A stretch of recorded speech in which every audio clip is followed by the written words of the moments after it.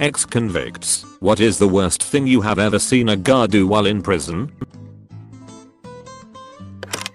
Fight broke out in cafeteria. Normally guards will let the fight transpire for a minute before jumping in, mainly to let them fight it out and settle their differences. It was two dudes. A minute into the fight, one dude pulls out a knife and straight up pierces the other dude in the head. Guards were well aware of the situation and just fucking watched. Guy bled out, and they finally tackled the stabber. A solid 2 minutes had passed before they even did anything. I had a friend whose brother was a prison guard.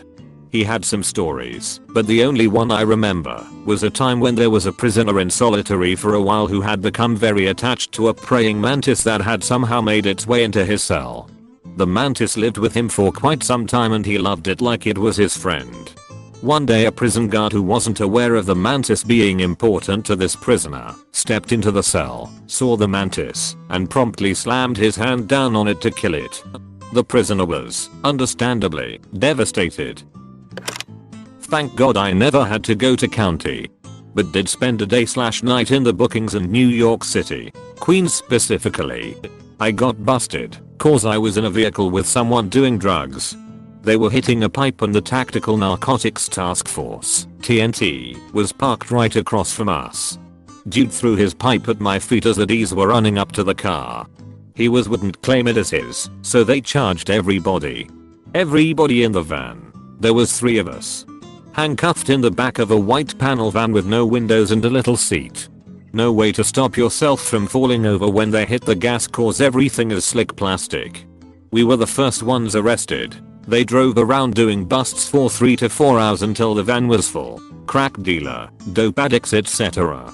The crack dealer had swallowed his pieces of crack thinking that would save him. He still got arrested.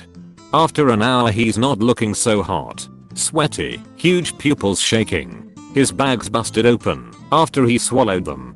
We end up getting the D's attention and they finally take him to the hospital. From there we go to the precinct for like 4 to 6 hours. Chill in a cell, nothing special. Next was Queens bookings. First cell there was like at least 75 people. They take all your info and blah blah.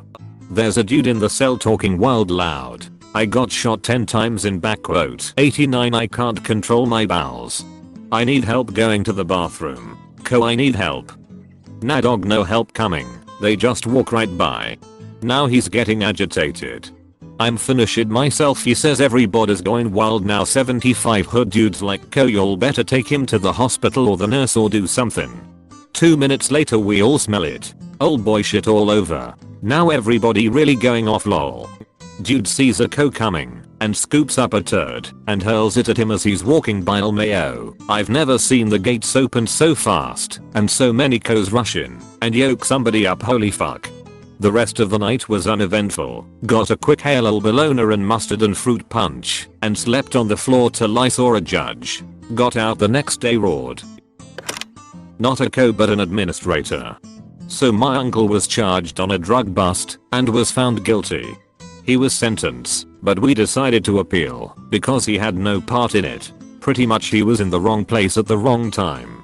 Anyways, he gets sentenced to 3 years and to be deported.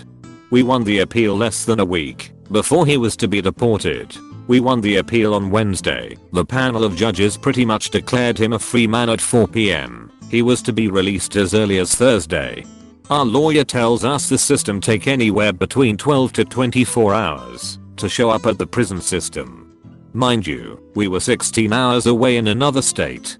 That Wednesday night my brother and I make the drive. We got there at 5 p.m. and the co said they have received no notice. And they have never released anyone because it's a detention center for deportees. No one has ever been freed. And the rule was that they can't release anyone past 5, and guess what? Friday ICE would be there to make the deportations. We only had an hour. I call the lawyer ASAP and explain everything. He asks the co to get the director. Well, this racist lady, who I assume was in charge of finalizing the deportation, had my uncle's deportation signed and ready to go. I had our lawyer on the phone and asks me to be put on speaker. He grills the administrator to death, saying he will sue the entire facility and whatnot. 30 minutes later my uncle was released. When he got home we got a call from his cellmate, who said that the entire block cheered and celebrated my uncle's freedom. To the point that they made fun of the administrator. Everyone hated her because it was rumored her husband was a KKK member and apparently someone had seen a Confederate flag tattooed on her forearm. Let the canine shit on an inmate. Happened far more than once. One of my cellmates got it once for getting in a fight. Not as bad as solitary, but still. People don't realize that there's essentially no enforceable rules that COs have to follow. As long as no inmates die, it's not like you're going to report them. My friend was in prison recently and told me this story. They were caught with drugs in their cell. The correctional officer came in with 6 to 8 jugs of rotten milk, popped off the lids, and set them down in the cell. He told the inmates he'd remove the jugs the next day, as long as they were still full, i.e., can't flush them down the toilet. Apparently it was a long night of gagging and being miserable. They tried to take shifts, covering the jugs with their hands, but of course it was mostly futile. That said, he said it was a better alternative than the whole or other more accepted punishments. Apparently some prisons are trying to phase solitary out, and revulsion-based punishments are one alternative some places are using. Definitely stopped any of them from hiding drugs in the cell in the future, mostly out of fear of the fellow inmates kicking one's ass if they knew you risk getting that punishment for the whole cell again. A friend who did time in a federal prison told me that the intimidation by the guards is far worse than that by other inmates. Not sure if this counts, but here it goes.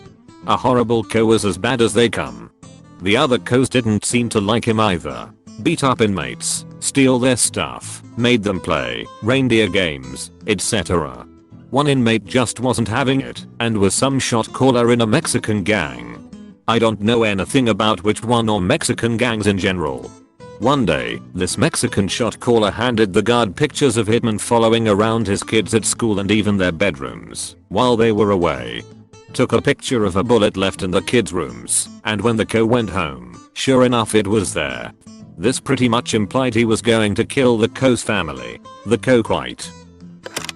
I'm a CO, and one of the worst things I ever saw was an officer kidney punch a handcuffed inmate. Naturally, I reported it.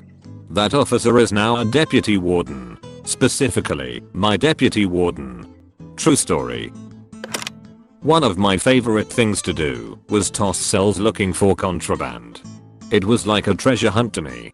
I always was very respectful with inmates' stuff. It could be what most would perceive as nothing, but I respected the inmates' belongings as I would want someone to with mine. If they had a clean locker, I would move things and then arrange the on their bed or another already searched area neatly so, when they returned to their cell, they could put things back neatly and efficiently. I had prisoners requesting that I do their checking when it came time. I did my job well and was known for finding a fair amount of contraband. Now I had a coworker who took what you might call the opposite approach. If he could break, ruin or destroy property, he did with glee. He'd open food packages, accidentally spill, throw out photos or anything of the sort. I watched him throw an inmate's legal folder in the toilet, and in a separate incident, tear up photos of an inmate's kids. He was an asshole. I reported him naturally, but was basically told that I should appreciate his tenacity. I only lasted 6 months in that environment, and was glad to switch roles to being the JED teacher, which was way better. Once saw a CO stomp the back of an inmate's head, and watched the heel of his boot literally scalp the guy.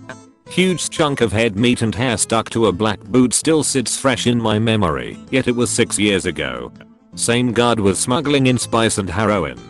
The inmate probably owed a debt is my speculation. I worked at a maximum facility, and I was super respectful, no need not to be ever, and the men there were always super respectful back.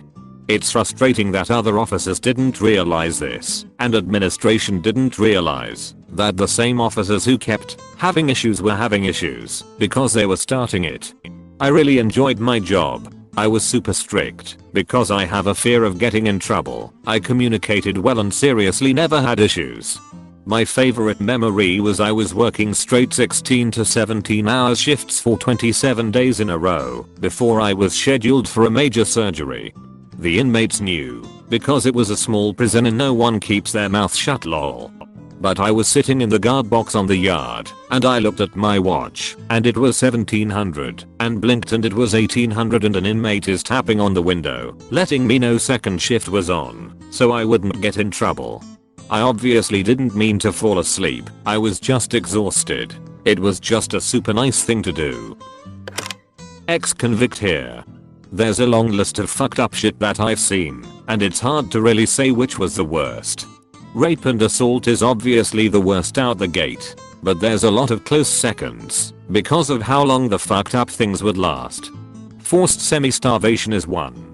Being in lockdown in our cells for weeks or months at a time without being allowed into the commons meant we basically lived as if in solitary confinement. Usually got put on lockdown because someone fucked it up for everyone, but sometimes it was an unwarranted lockdown. It came with a whole host of issues, but lack of food was common. Meals were passed through the doors on trays during lockdown. Accidentally forgetting 3/4 of the meal portions on specific trays, or forgetting certain cells trays completely would mean that an inmate would get just enough food to survive, but would be slowly starved. It was usually just a specific co who had a grudge against a specific inmate, vs a collaborative effort, but knowing that you're going to not get at least 2 of your meals for the day, and having no alternative way to get out of your cell to procure food for weeks at a time was awful. There was also something we called tile therapy. It was when a co would decide that you needed an attitude adjustment and would do a takedown, tackle, to restrain you to take you to solitary or your cell instead of simply cuffing or even verbally escorting you. If an inmate fully warranted it, it was not referred to as tile therapy. Tile therapy specifically referred to the hyper-aggressive, completely unnecessary, and violent nature of the takedown in proportion to the offense that determined the need for a takedown. It usually involved smashing the inmate's face into the tile during the initial tackle to stun and subdue them, but would also include a variety of battery and such. For example, a co once broke an inmate's jaw from slamming his head into the tile floor so hard during one such takedown. I don't even remember what the dude supposedly did, because it was something so minor, like not having his uniform shirt tucked in. And there was just so much coercion and manipulation and shit in general. Co's had the power to make your life a living hell, if they so desired, and they had a plethora of creative ways to punish you, on the books, and off. I served 8 years, so I have a lot of stories. Thanks for watching. Don't forget to consider the idea to maybe think about potentially subscribing. Peace.